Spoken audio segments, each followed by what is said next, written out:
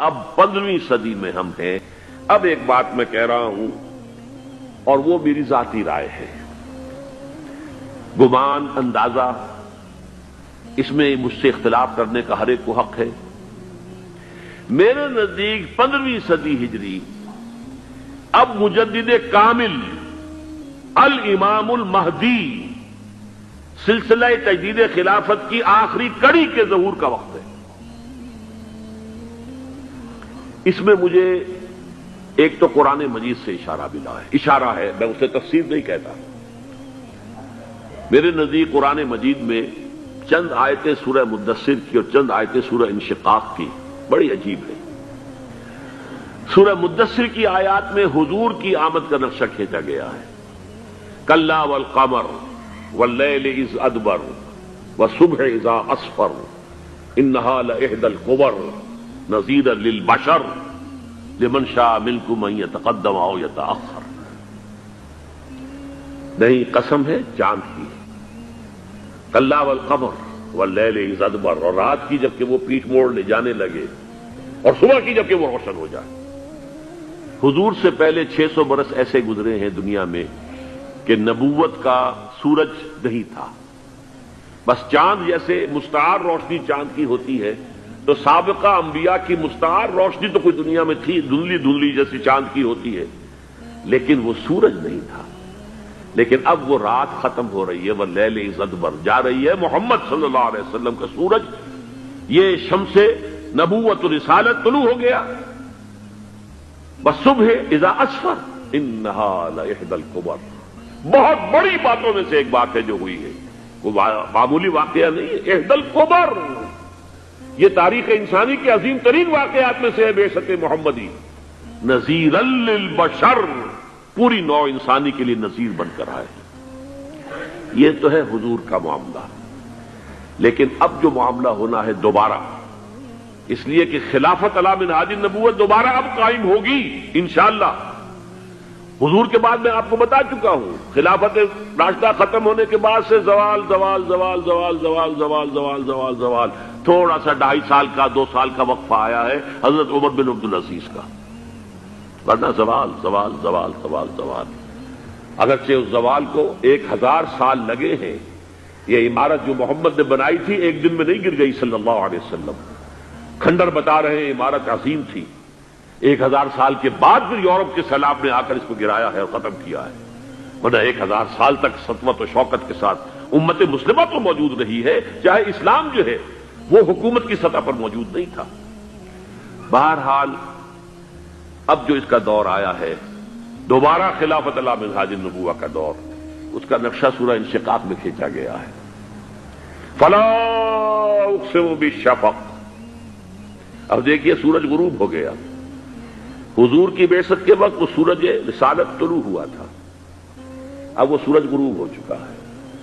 سورج کے غروب ہونے کے بعد صرف روشنی رہ جاتی ہے شفق کی، سرخ سی، بس وہی باقی رہ گئی، اور باقی کیا رہ گیا؟ بدا الاسلام غریبا ویسعود کما بدا فطوبی للغرباء، فلا اقسم بالشفق واللیل وما وسق، رات کی سی تاریکی ہے اور جو کچھ اس نے اپنے اندر جمع کر لیا ہے، والقمر اذا اتسق، اور قسم ہے چاند کی جب کہ وہ بھر جائے، پورا بھرتا ہے کتنے دنوں میں؟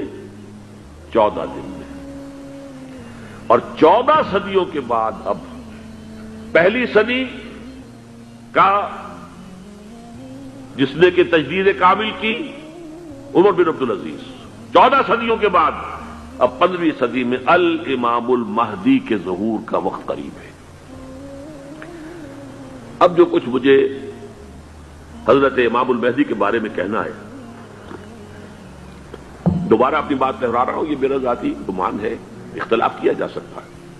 میرا گمان یہ ہے کہ یہ اب جو مجدد آئیں گے وہ حضرت مہدی ہوں گے۔ پہلی بات تو یہ جان لیجئے کہ مہدی 2 ہیں، ایک شیعوں کے مہدی، ایک سنیوں کے مہدی، ان میں بڑا فرق ہے۔ شیعہ حضرات مہدی کو مانتے ہیں، وہ ان کے 12ویں امام ہیں، ان کے عقیدے کے مطابق انہیں پیدا ہونے کے فوراً بعد اس اندیشے سے کہ انہیں قتل کر دیا جائے گا ایک غار میں چھپا دیا گیا تھا۔ تقریباً 1200 برس سے وہ اس غار کے اندر ہیں، وہ روپوش ہیں، چھپے ہوئے ہیں، اسی لیے انہیں امام غائب کہا جاتا ہے، اور اب ان کا انتظار ہو رہا ہے، اس لیے انہیں امام منتظر بھی کہا جاتا ہے۔ اس لیے شیعوں کے دارالعلوم جو ہوتے ہیں، دارالعلوم المنتظر، وہ اس لیے کہ ان کا انتظار کیا جا رہا ہے۔ تو یہ ہے، اب وہ ان کا خیال ہے کہ آخری دور میں، آخری زمانے میں وہ ظاہر ہو جائیں گے، غار سے نکل آئیں گے۔